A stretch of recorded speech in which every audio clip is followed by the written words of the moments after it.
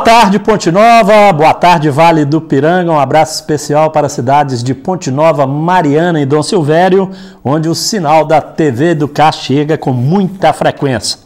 Hoje, depois de um longo período, eu tenho um imenso prazer de trazer de volta ao programa Espaço Aberto, nosso procurador federal, ex-prefeito municipal de Ponte Nova, Dr. Guto Malta. Prazer tê-lo aqui, Guto. Prazer todo meu, Wesley, boa tarde. Um prazer estar aqui com você. Primeiramente, fora Temer e Lula livre. Nós precisamos ter Lula livre. Nós falamos muito da Venezuela, a direita conservadora, reacionária, preconceituosa, homofóbica desse país. Fala muito da Venezuela, que a Venezuela não teve uma eleição democrática porque a oposição estava presa. E a oposição está onde? Onde está Lula?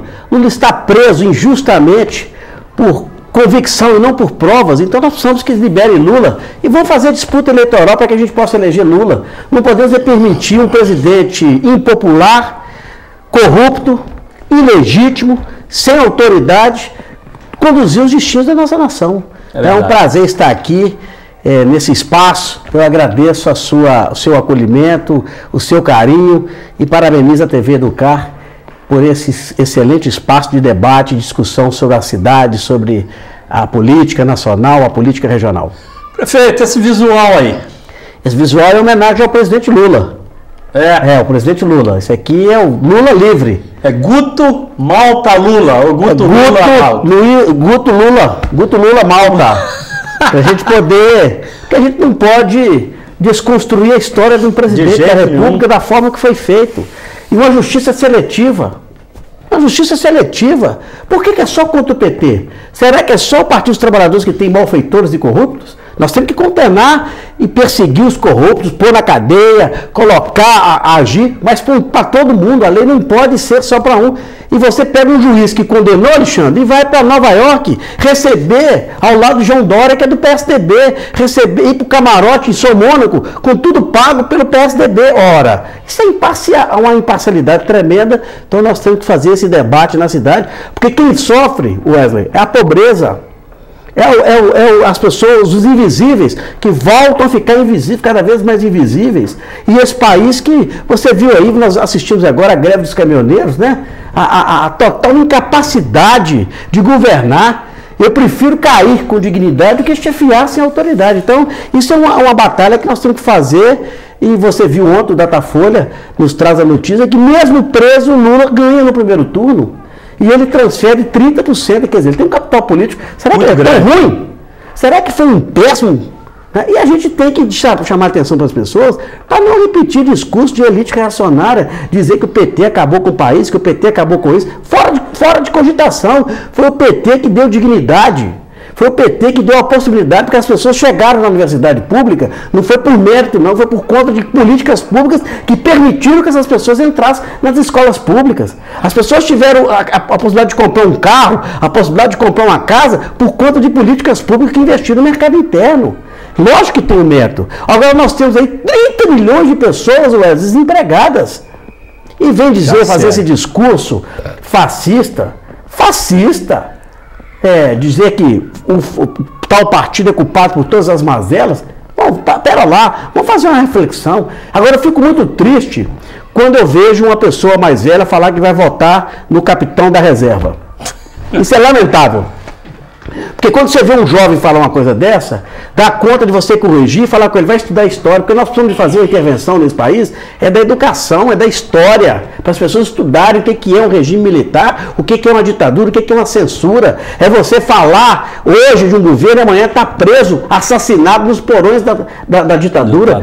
Quantas pessoas morreram, inclusive nós temos um pontinovense, o Adrianinho Fonseca, que foi decapitado na guerrilha do Araguaia. Isso é uma afronta à história e à dignidade das pessoas. E vem fazer esse discurso homofóbico, que tem ódio de pobre. Olha, e a gente tem que perceber que não é por aí.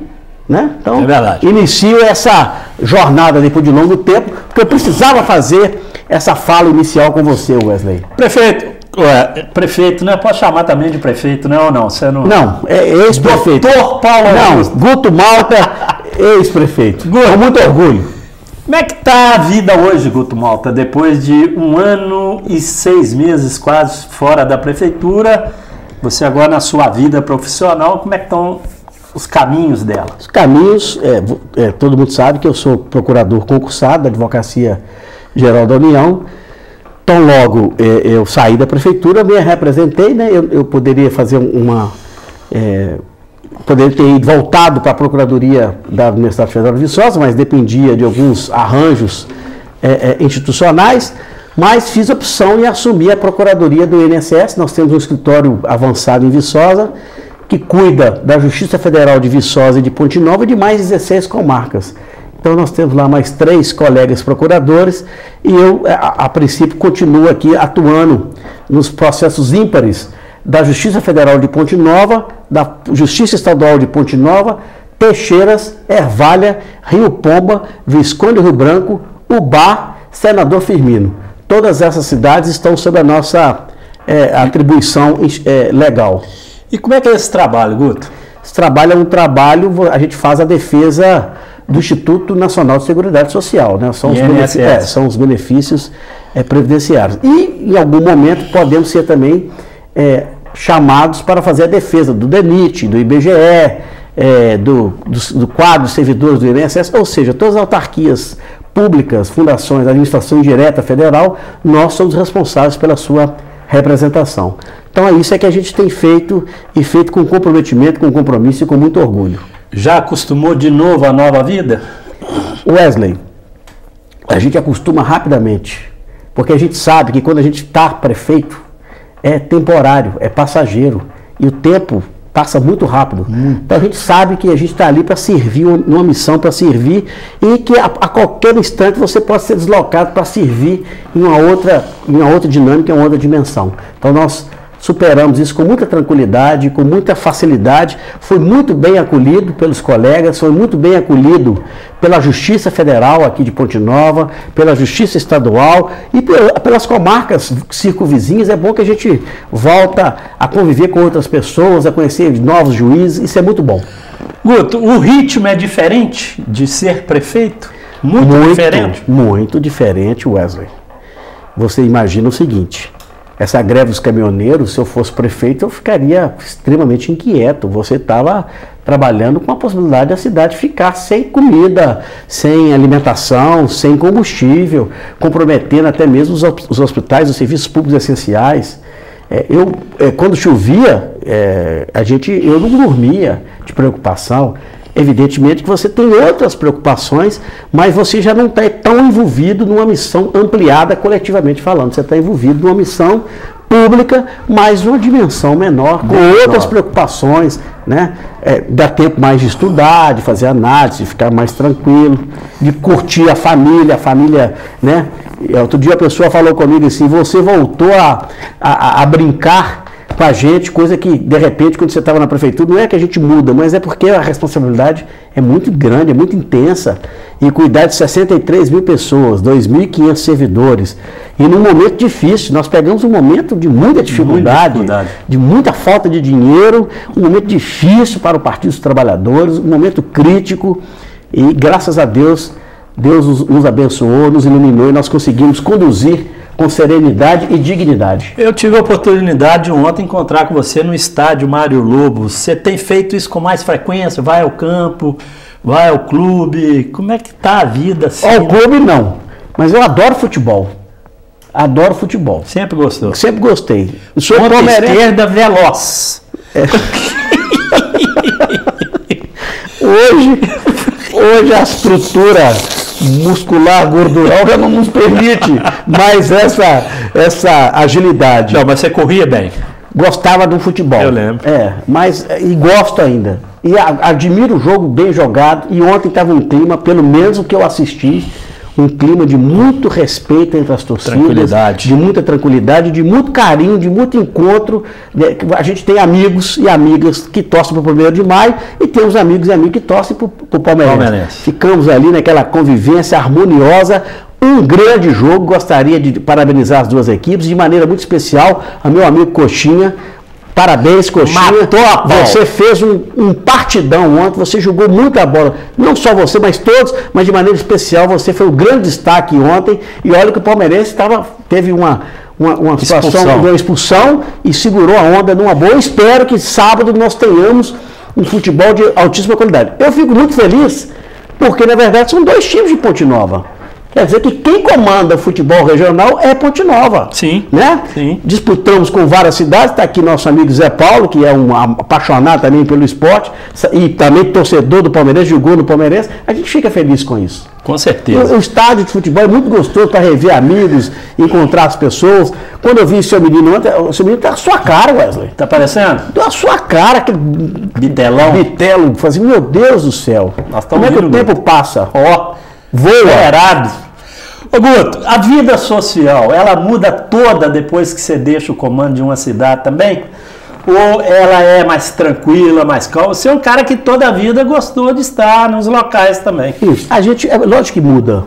É evidente que muda, né? Há uma relação de poder que, quando você é prefeito, às vezes as pessoas se aproximam de você por você ser prefeito. Quando você não é prefeito, só se aproximam de você as pessoas que gostam e são amigas e amigos. Isso é perceptível, né? Tá aqui o Zé Paulo, que não me deixa mentir, né? Que sempre, eu sendo prefeito ou não prefeito, sempre me chamou, sempre me abraçou, não só ele, mas toda a família dele. Independente disso, onde você estiver, a pessoa vai ter carinho. Você, por exemplo, sempre vai me tratar, eu sendo prefeito ou não sendo prefeito. É uma coisa. Né? Tem outras que não, que tem uma relação mais complicada com relação ao poder. A gente até diminui a vida social, porque os filhos estudando fora, né? A esposa também com várias outras atividades. Eu acabo restringindo muito essa atividade social. Para você ter uma ideia, a minha atividade social hoje é trabalho, audiências, justiça e casa de mãezinha, que é o acolhimento. É o papá da mamãe, que a gente não pode. O neném fica desse tamanho. Gente, nós vamos para o primeiro intervalo comercial. Na sequência, hoje o papo com o Guto Malta tá pesado, hein? Daqui a pouquinho a gente volta. Até já.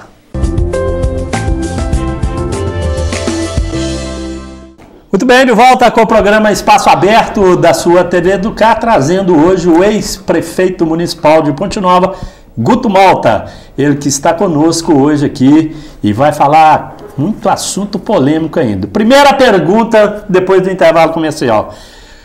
Guto, situação de pesquisas do ex-presidente Lula, você acabou de relatar aí.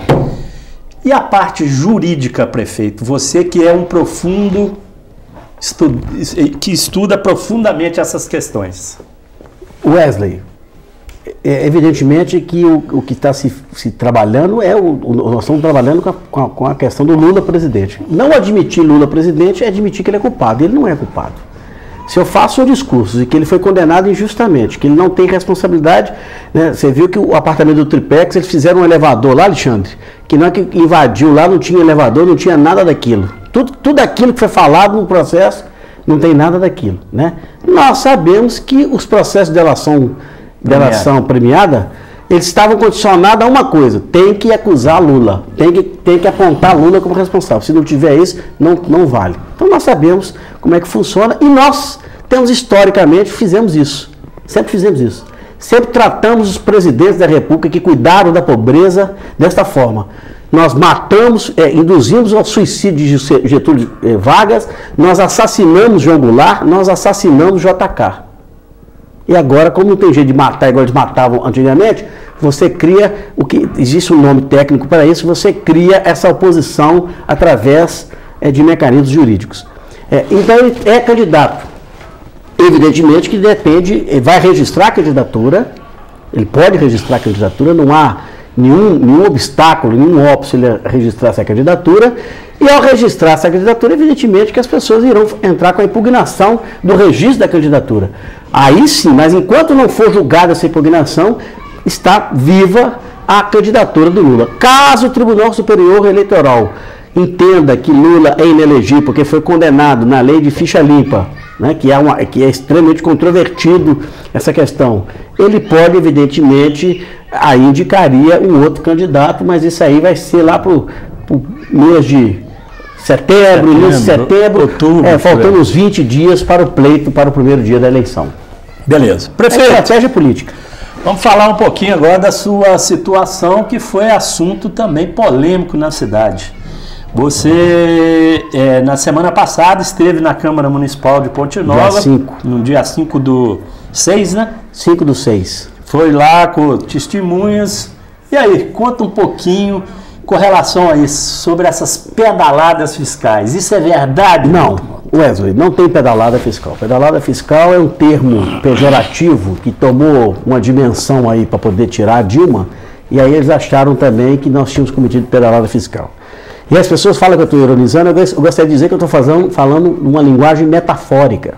Quando eu falo que eu não pedalei, que se eu tivesse pedalado eu estaria gordo, eu quero dizer que se eu tivesse pedalado, eu não estaria com essa consciência, limpa, com essa cara limpa de estar indo para a Câmara, para vir aqui para a TV Educar, para poder dizer que não aconteceu nada de errado. Teve uma falha, primeiro uma mudança de entendimento do Tribunal de Contas, tanto é que nós temos essa mudança de entendimento, as contas de 2009, 2010, 2011, e de repente eles mudaram em 2014, que foi justamente no auge da crise, quando se colocou a questão do impeachment, né? Até registrar aqui que o conselheiro do TCU, que relatou dizendo que a Dilma estava fazendo pedalada fiscal, foi objeto agora de investigação da Polícia Federal, uma busca e apreensão, que ele está envolvido, que é o ministro Augusto Nardes, está envolvido aí em atos de irregularidade, ilícitos. Então eu gostaria de dizer isso, não houve nada disso. Tecnicamente, as pessoas sabem, se houve uma falha, essa falha ela não pode ser imputada tão somente a mim.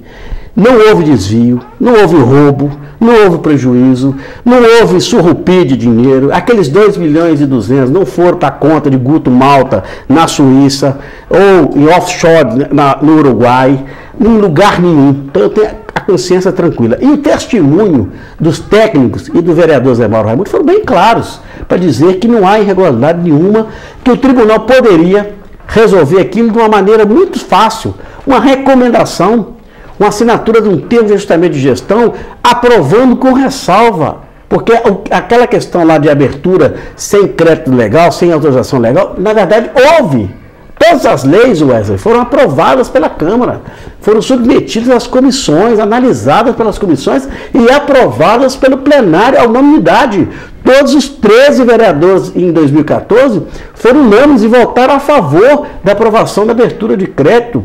Vários créditos ali que, se não tiver um valor fixado, ou seja, está autorizado a abrir 100 mil, mas eu anexei o convênio onde falava da abertura do convênio. Então, faltou um pouco de razoabilidade, de uma vontade de compreender. E outra coisa, nós estávamos fazendo a mudança de sistema.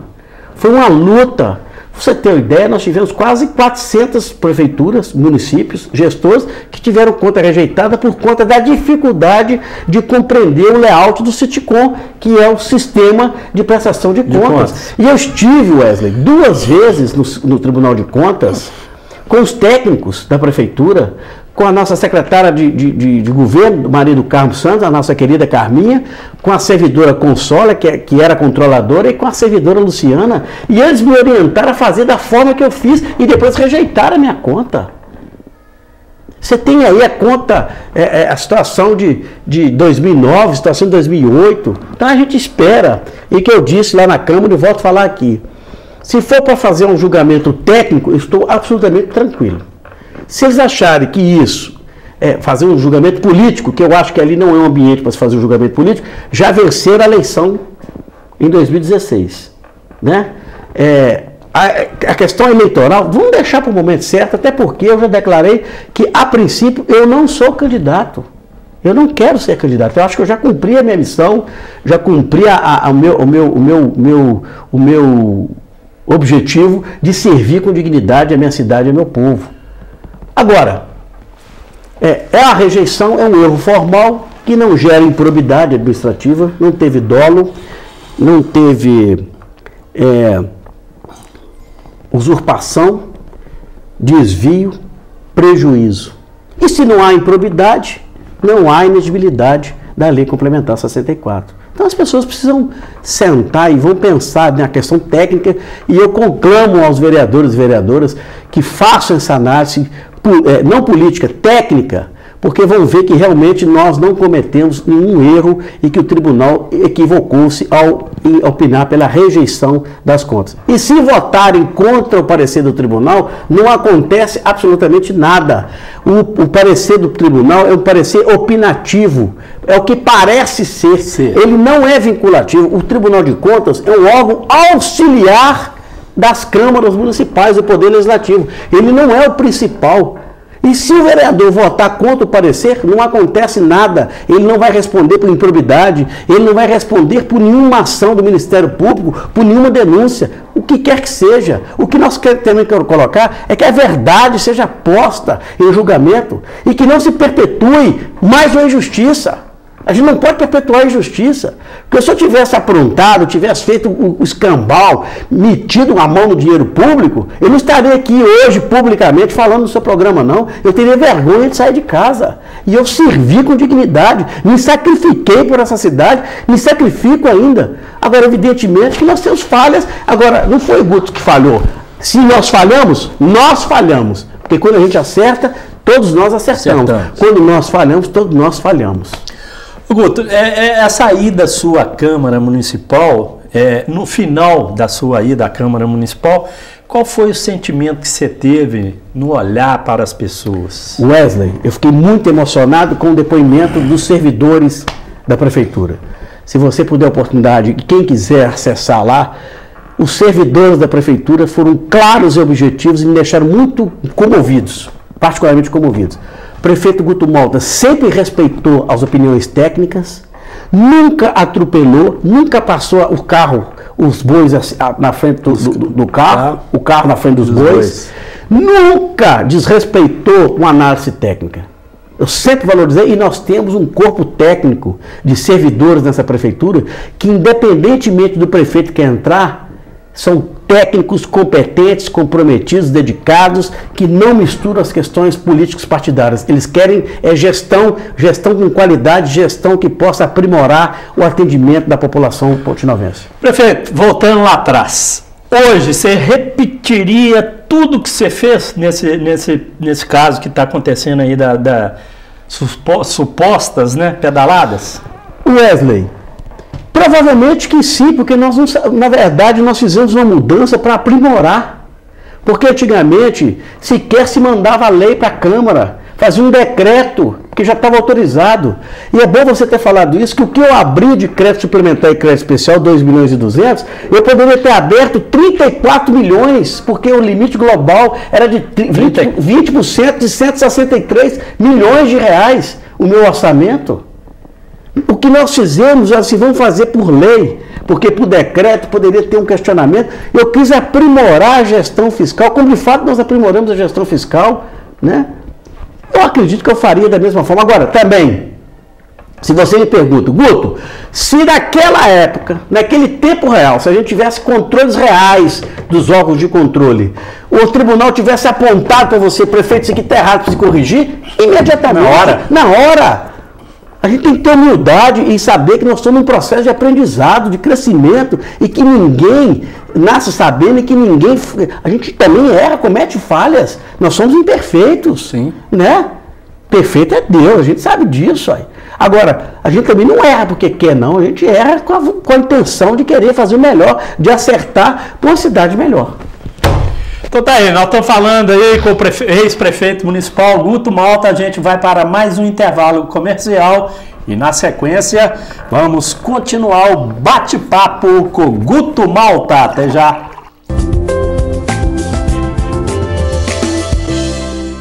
Muito bem, de volta com o programa Espaço Aberto da sua TV. Do Caiu ontem no Clássico Municipal, valendo pelo Campeonato Regional aí dos Inconfidentes, a grande baixa, sem dúvida alguma, ficou por conta da falta de respeito da arbitragem com o público ontem no estádio Mário Lobo, Campo Palmeiras. 1 hora de atraso, o jogo foi começar quase às 11, né, Alexandre? Estava marcado para as 10 horas e foi começar às 11, quase às 11, por causa do atraso aí da arbitragem da Federação Mineira de Futebol. Que se corrija no futuro, né? Claro, tudo tem que foi sábado, prefeito. Vem sábado, vem um dia antes do jogo, né? Se o jogo é sábado, vem pra cá sexta, paga um hotel aí, para evitar essa...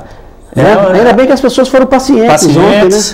E procedeu muito bem, tanto a torcida do 1º de maio quanto a torcida do Palmeirense ontem. No instante, você ficou sabendo da grana do jogo? Não, né? Não. Mas ontem tava cheio demais aquele campo, tá? Deve ter dado uma rendinha bacana lá no... Não, porque você tava escutando o jogo, não tava não? Eu achei que tivesse. Eu só escuto se fosse você que tivesse. Gozador. Muito mal, a reunião da Câmara.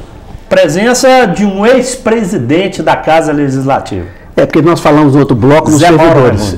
Zé Mauro, para mim, é uma referência legislativa, tanto é que é o nome da escola, do Legislativo Municipal, a escola do Legislativo recebeu por autoria do presidente Léo Moreira, né, o nome de José Mauro Raimundi, que é merecida e justa homenagem ao Zé Mauro Raimundi, que é um vereador com 24 anos de mandato, 6 mandatos como vereador, e que vivenciou todos os momentos, conhece profundamente todas as ações, os projetos que foi votado, as leis, e o Zé Mauro tem uma característica interessante, toda a dúvida que ele tinha enquanto vereador, se ele não estava satisfeito com as explicações que ele obtinha aqui, que ele consultava várias pessoas, ele ouvia, e ouve ainda várias pessoas, ele ia a Belo Horizonte procurando a consultoria da Assembleia. Sim. Quer dizer, uma pessoa que tem um carinho, uma dedicação, um comprometimento com o seu mandato. Quer dizer, ele está representando ali a vontade popular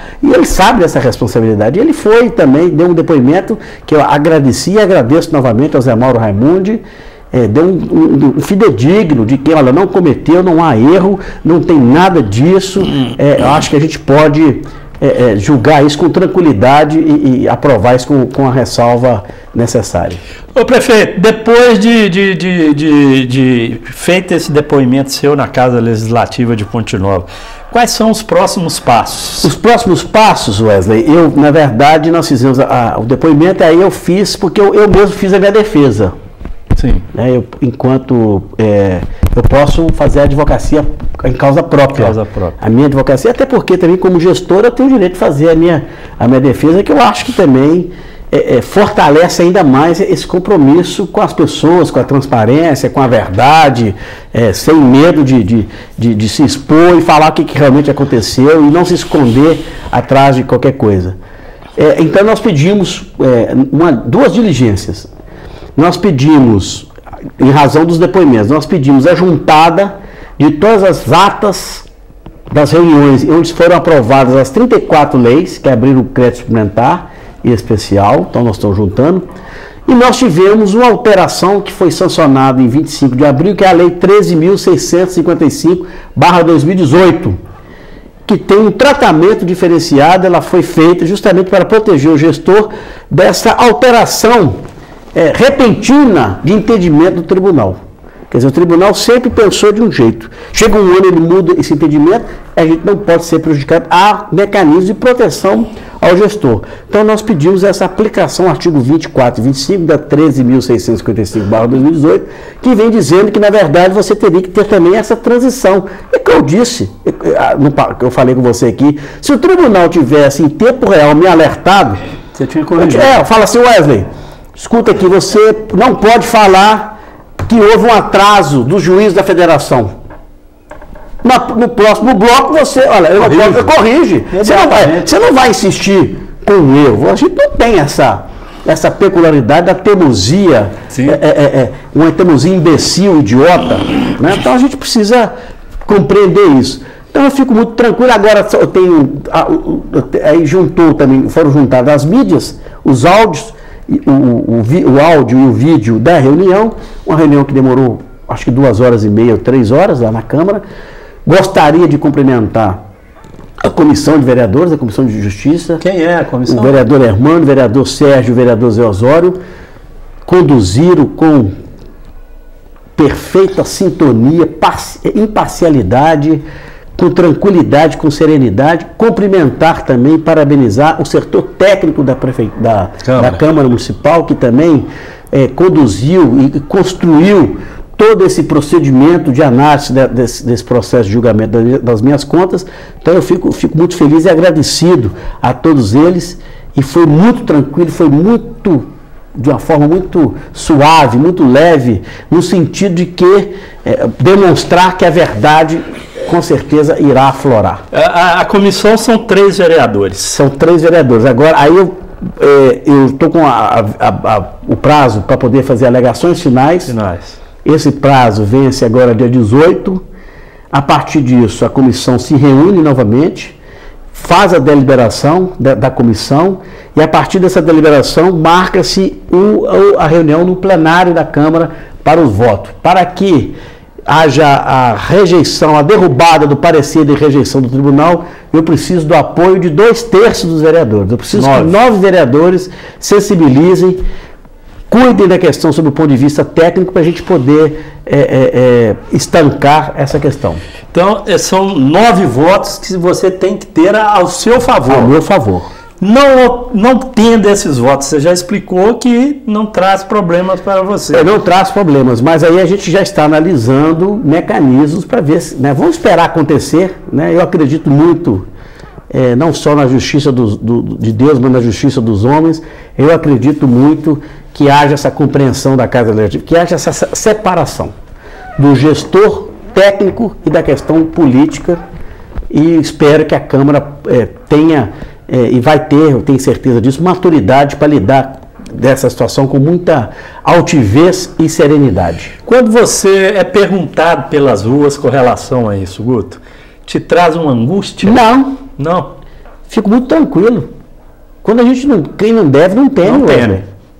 Se tivesse errado, quando a gente erra, a gente baixa a cabeça, fica envergonhado, você exime, você sai. Fico absolutamente tranquilo, muito tranquilo com relação a isso.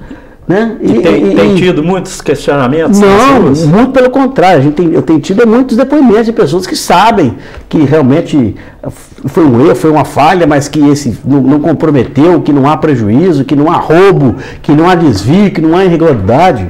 A gente tem que fazer essa análise de maneira bem tranquila, com o pé no chão, consciência. A primeira pessoa, as primeiras pessoas a quem eu comuniquei foram a minha família, porque a família sofre muito. Né? A família acaba sendo o colchão, o saco de pancada que absolve, né? E às vezes quer nos blindar.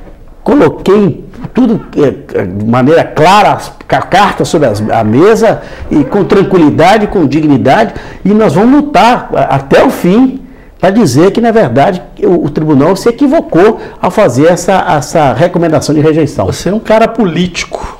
Hoje, o que você acha que pode acontecer? Wesley, qualquer situação que eu falar aqui hoje seria temerário. A gente não pode antecipar, né? Jogo é jogado, lambaria é pescado. Né? Então a gente tem que ter essa percepção.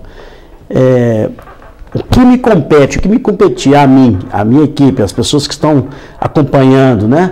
Nós estamos fazendo, que é o sentido de esclarecer, de colocar a verdade, de expor o que realmente aconteceu. Isso nós estamos feitos com tranquilidade. Você antecipar resultado, fazer isso, é muito difícil, muito temerário, até porque seria ter um desrespeito à figura dos julgadores. 13 vereadores, são 13 vereadores e vereadoras que assumem o papel de juiz. Eles que são os juízes da causa.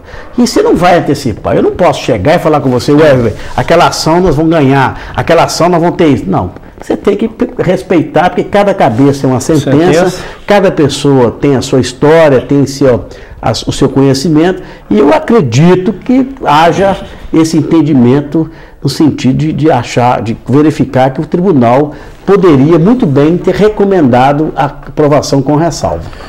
Guto, esse dinheiro, 2.200.000, ele foi usado em que obras? Wesley, se eu não estiver enganado, são todos eles do PAR, Programa de Ações Articuladas do MEC, asfaltamento de ruas e compra de equipamentos também na área da educação. Todos eles, tudo documentado, tudo aberto, tudo explicado, não teve desvio, esse dinheiro não houve, está tudo muito bem explicado lá. O próprio tribunal, não sei se você leu o acordo. Não li não. Ele faz assim, apesar do gestor ter cumprido o percentual de educação de tal, de ter obtido índice, de ter melhorado a gestão fiscal, mas rejeita a conta. Então a gente vê, a gente vê que a gente poderia ter construído uma solução, né? Como os tribunais de contas do Rio Grande do Sul e de Santa Catarina o fazem de maneira rotineira quando abordam essa situação. Lá eles têm essa... Olha, apesar de ter feito isso, né, tem a lei, mas o limite, né, não está limitado, mas o que foi aberto respeitou o valor global e não tem prejuízo, não tem improbidade, não tem desvio, não tem roubo, não tem surrupio, não tem um avança Brasil, do pôr nos bolsos, pôr na cueca. Agora, se tivesse desvio de dinheiro, aí não. Aí tem que punir mesmo. Os malfeitores, né, que falei e repito, eu tenho nojo de corrupto, tenho nojo de sacanagem, tenho nojo, pavor de descomprometimento, descompromisso da pessoa que assume determinadas funções e cruza os braços e deixa o povo à mercê, né, da vontade. Prefeito, como é que nós vamos arrumar aí? Último bloco agora. Você fica ou roda o Neide semana que vem? Não, vamos rodar a Neidinha, nossa querida psicóloga. Prefeito, obrigado. E aí, registrar aqui a presença do nosso amigo Zé Paulo, lá da nossa querida Dom Bosco, né, Zé Paulo Reis? Zé Paulo, hein? Otávio Soares, junto com o filho Regis, que é um cantor altamente gabaritado e que nós teremos a oportunidade de trazer ao programa. Trazer aqui na semana que vem. Ele que é um menino de muito talento, um pontinhovense que tem muito orgulho de dizer que é de Ponte Nova e brilha. Nós temos filhos e filhas que brilham por esse país e têm orgulho de dizer que eu sou de Ponte Nova, assim como nós temos orgulho de dizer que estamos aqui a serviço dessa terra maravilhosa, dessa terra-mãe. Muito obrigado, um abraço a todos os meus amigos e minhas amigas. Foi um prazer imensurável. Some não, parece mais vezes. Nós estamos aí, é só chamar, só pedir a Isabelinha, a nossa querida Isabela. Cantou maravilhosamente bem lá no show do Zé Carlos Daniel na sexta-feira. Eu vi no Facebook. Muito bom o show, parabéns ao Zé Carlos, parabéns aos músicos de Ponte Nova. Fiquei encantado também com o evento. E a Isabela, sempre muito elegante, talentosa, nos deu lá, nos proporcionou um show de alto gabarito. E o Alexandre, que com seu drone carregou a camisa do palmeirense no campo e fez toda a cobertura. Parabéns. Nós ficamos muito felizes com os talentos, com essa cidade que está aí seguindo em frente no seu caminho de sucesso, de vitória e de prosperidade. Beleza, teve comigo hoje no programa Espaço Aberto ao vivaço o ex-prefeito Guto Malta. Eu volto no último bloco com Neide Moreira com o quadro Psicologia em Foco. Até já.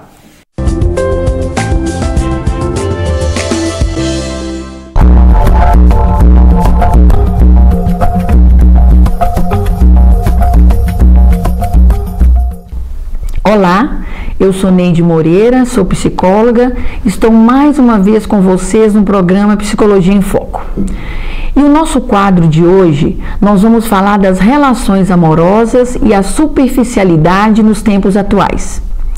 É importante compreendermos por que os adolescentes e jovens estão estabelecendo relações tão passageiras. Será que é o ritmo acelerado de vida que nos é exigido diariamente? A satisfação dos desejos e dos impulsos através da atual liberdade? Será que é o medo de sofrer na relação? O individualismo? Uma frustração pelo fato do parceiro ou da parceira não compreender as expectativas e os ideais românticos da relação? Estou à procura da pessoa ideal? São questões que precisam ser avaliadas. As pesquisas atuais apontam para vários padrões de comportamento. O que é percebido? Uma menor duração das uniões. Existe pouca tolerância aos conflitos. Motivos que eram até pouco tempo considerados como banais provocam o rompimento da relação. Muito menos paciência, devido ao imediatismo, tudo é para ontem. Existe a ideia de que nada dura para sempre. Constata-se através do discurso de adolescentes e jovens adultos algumas características desta modernidade nos relacionamentos. Por exemplo, A individualidade. Você quer estar com o outro, mas não abre mão de nada ou quase nada. A liberdade. Eu quero e posso fazer o que eu quero, na hora que eu quero, e eu bem entendo.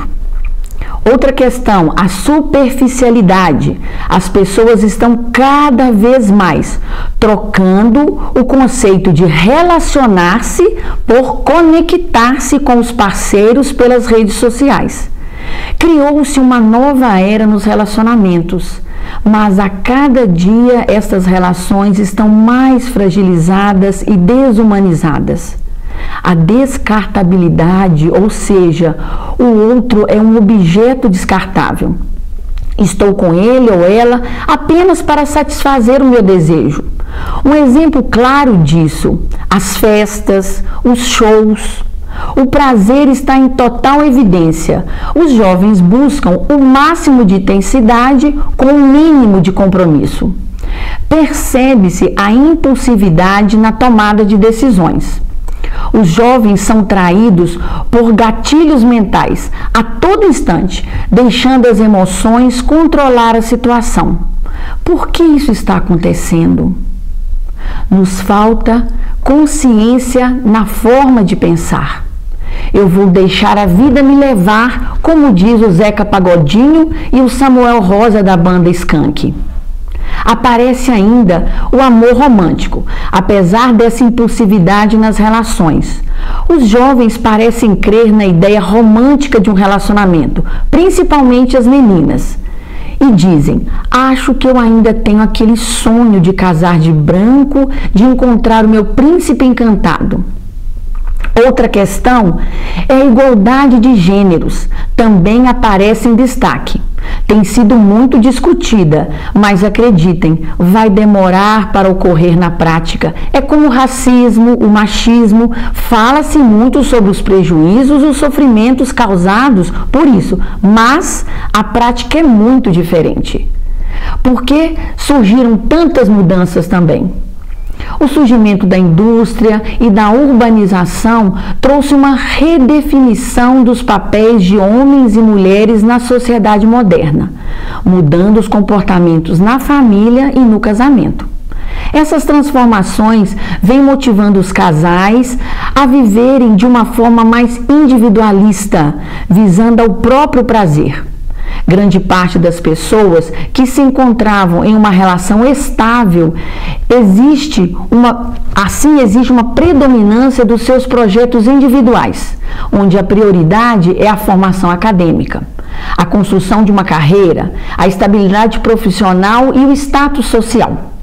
O sociólogo Bauman afirma que a fragilidade ou a ambiguidade dos laços humanos, de modo geral, acontece porque os desejos estão em conflito.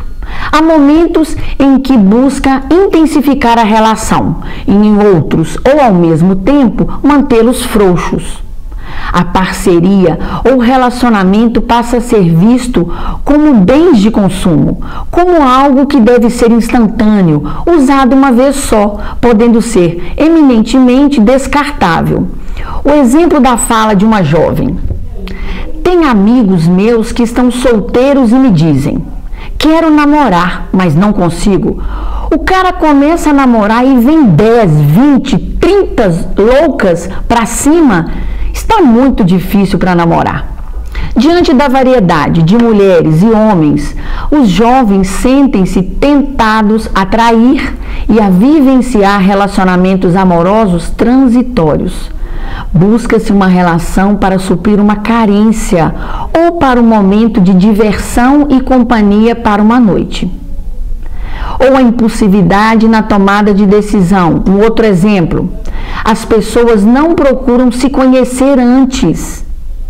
Uma outra fala, eu fui numa festa, fiquei com um menino. Aí uns 2, 3 meses, acho que ele é o homem da minha vida. Pego as minhas coisinhas e vou para a casa dele. É tudo muito rápido. As pessoas não procuram se conhecer primeiro. Um dos fatores que podem explicar esta impulsividade nos relacionamentos é a paixão. Quando nos apaixonamos, tendemos a acreditar inicialmente que encontramos a pessoa ideal, que possui todas as características capazes de nos despertar admiração, amor e desejo, e que naquele momento ela ou ele está satisfazendo totalmente as minhas aspirações amorosas. Mas, com o passar do tempo, essas expectativas são frustradas e a relação, que foi iniciada por um comportamento impossível, tende a acabar. O que os jovens procuram em uma relação? É como o ser humano se sente, na verdade, o ser humano se sente incompleto, mesmo que de fato não seja. Ele busca o outro para a sua completude. Na verdade, nós buscamos no outro a satisfação do nosso ego. E ainda, quais são os fatores que dificultam o estabelecimento das relações? Busca-se uma unidade com o outro de forma intensa e exigente, daí a dificuldade de fazê-la durar. O jovem exige de si mesmo uma autossuficiência. Ele se basta por si mesmo ou não precisa do outro, mas ao mesmo tempo deseja uma relação de fusão, incorporar, moldar o outro para a sua autossatisfação. Tenta-se a todo custo conciliar a intimidade da vida a dois com a preservação da individualidade, e isso é praticamente impossível. Outro fator. Bauman afirma que amar é registrado pelo indivíduo, na maioria das vezes, como um ato arriscado, perigoso, porque não conhecemos antecipadamente o resultado final. Assim, o medo do sofrimento domina o sujeito. Eu acho que a gente tem que se valorizar primeiro, colocar os compromissos à frente de tudo e depois encaixar os relacionamentos. Eu priorizo a minha vida profissional. Pode-se perceber claramente a insegurança em estabelecer relações, porque não consegue saber os resultados deste investimento. É mais fácil ou racional investir na construção da carreira. O amor aparece como investimento. A carreira seria algo garantido em comparação a um relacionamento que poderia ser uma experiência frustrante. Roberto Crema e Leloup criaram um termo muito intrigante e chamativo: a normose. O que é isso? A normose pode ser considerada como um conjunto de conceitos, normas, estereótipos que são aprovados por grande parte de uma sociedade, mas que tem como consequência o sofrimento e desenvolvimento de psicopatologias. Mas devo ressaltar, o sujeito não tem consciência dessa natureza patológica. Ele procura ajuda quando o sofrimento psíquico aparece, outras vezes quando os sintomas já estão se manifestando no corpo físico. Para superar a normose, proponho a psicoterapia, porque o processo psicoterapêutico é capaz de promover a tomada de consciência, que significa escutar a voz interior, a busca do autoconhecimento, porque através do autoconhecimento somos capazes de construir relações duradouras e saudáveis. Um abraço e até o nosso próximo encontro no Psicologia em Foco.